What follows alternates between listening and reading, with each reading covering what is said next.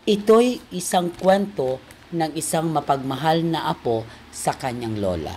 Makikita at bakas sa larawang ito ang kasiyahan ng kanyang lola na makita ang kanyang apo sa kanyang pagtatapos. Siya si Mark Jewel Yadaw Cabalfin na tubong Barangay Uso, Suyo, Ilocos Sur. Isang binatang may matayog na pangarap sa buhay na gustong abutin katulad ng kanyang namayapang ama. Kahit gaano kahirap ang buhay at kalayo ng kanyang pinapasukang paaralan, nagawa pa rin niyang maging aktibo sa iba't ibang organisasyon sa kanyang pinapasukan, lalong-lalo na ang kanyang pagiging opisyal sa ROTC at pagiging mahusay sa kanyang iba't ibang asignatura sa akademya.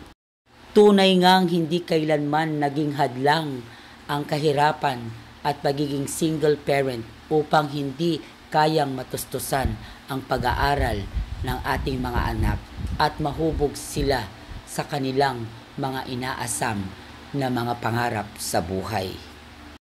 Kasama din ni Mark Jewel hindi lamang ang kanyang lola kundi ang kanyang pinakamamahal na ina at mga kapatid sa kanyang maligayang pagtatapos. Naway kapupulutan ng aral ang kwento ng buhay ni Mark Jewel at magsilbi siyang inspirasyon sa ibang mga kabataan na gustong matupad ang kanilang mga pangarap sa buhay. Sa iyo, Mark Jewel, maligayang pagtatapos. Tunay ka ngang kahanga-hanga bilang miyembro ng Certified Yari Natics!